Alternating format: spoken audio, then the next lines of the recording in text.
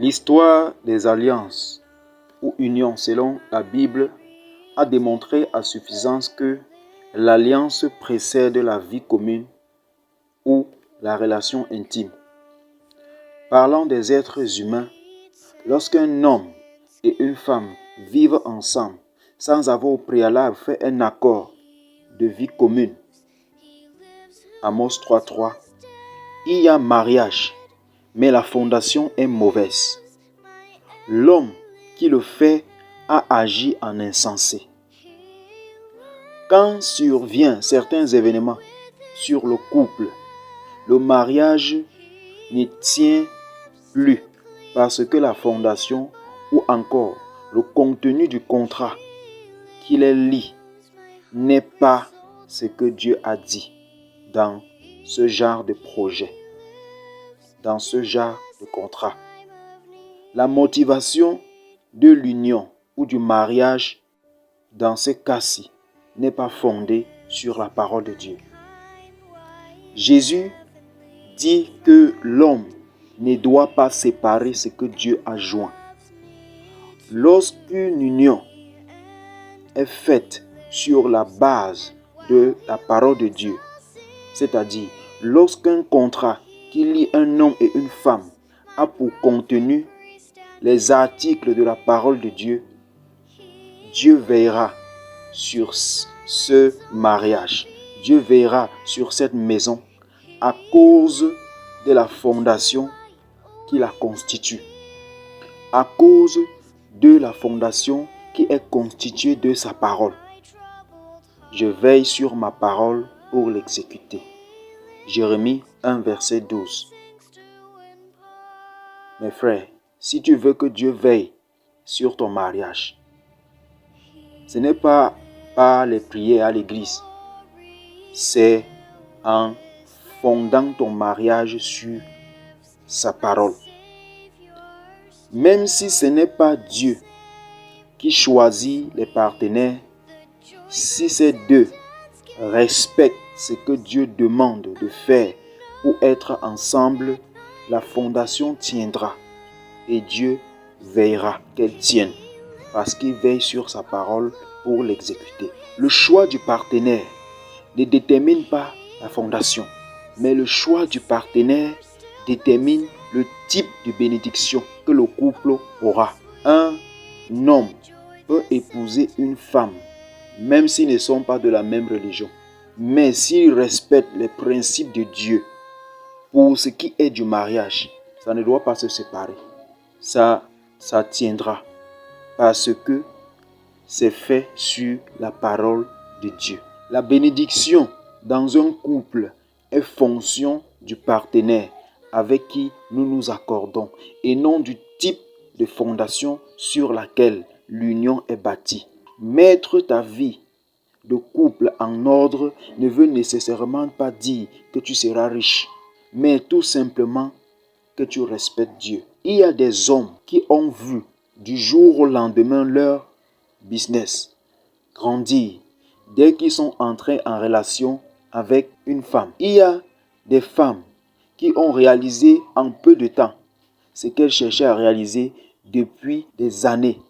Dès qu'elles sont entrées en relation avec un homme, deux valent mieux qu'un parce qu'ils tirent un bon salaire de leur travail. Ecclésiaste 4, verset 9. Beaucoup acceptent le partenaire à cause de ces événements que je viens de citer qui leur sont arrivés. Mes frères et sœurs, ce n'est pas très sage d'agir ainsi, car l'avenir est un mystère. La conservation des bénédictions du couple est fonction de la qualité de la fondation de leur union.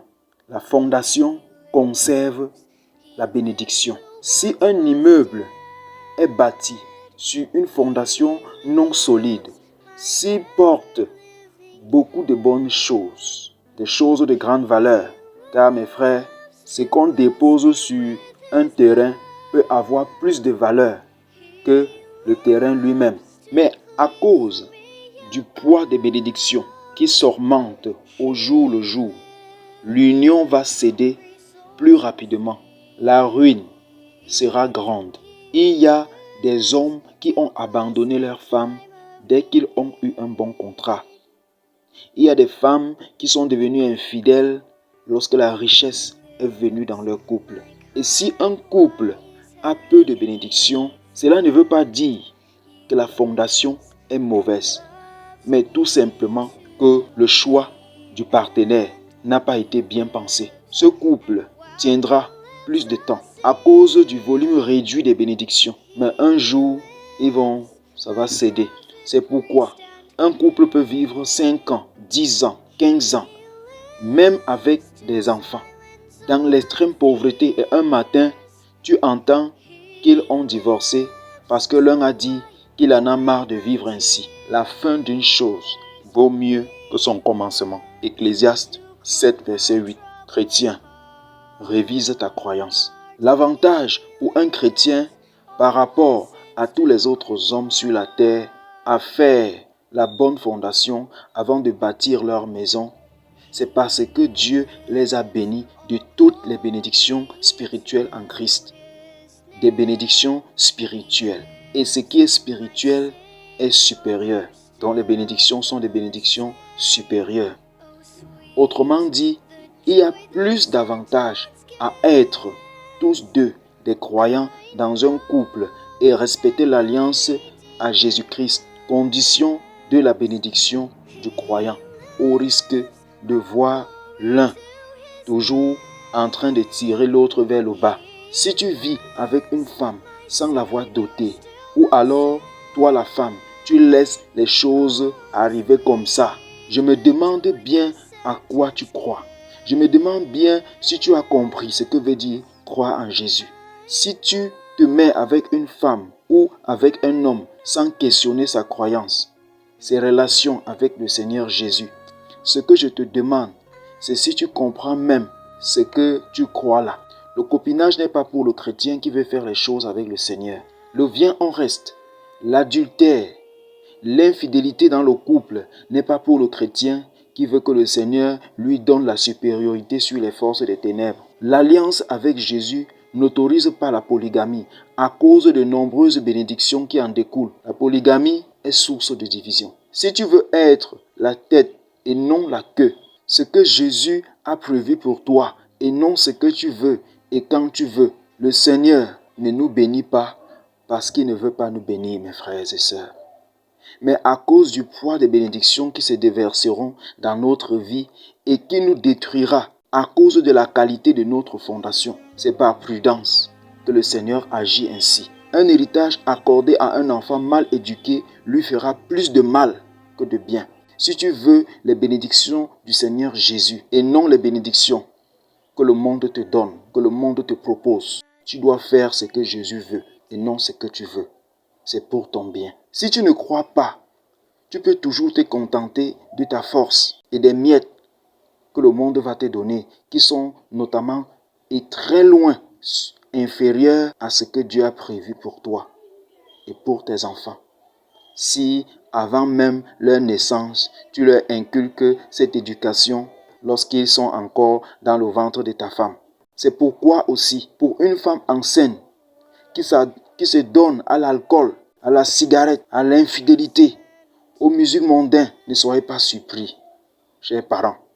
Si vos enfants grandissent et aiment l'alcool, si vos enfants grandissent et aiment les boîtes de nuit et toute autre chose folle qui vous feront mourir avant le temps, l'éducation d'un enfant commence à la conception. Les richesses que Dieu te donne lorsque tu marches sur cette terre de manière fidèle à lui ne peuvent profiter à tes enfants que si tu les éduques dans la voie du Seigneur jusqu'à ta mort. Sinon, après ta mort, ils auront d'énormes difficultés pour s'en sortir, même si tu avais fait des prévisions pour eux. Le salut en Jésus-Christ est individuel, mes frères. Revisite ta croyance et mets en ordre ta vie. Le Seigneur Jésus t'aime et veut te bénir, car il y a un monde à changer. Il y a une nation à bâtir. Moi et toi, nous sommes inclus. Que le Seigneur te bénisse au nom de Jésus. Amen.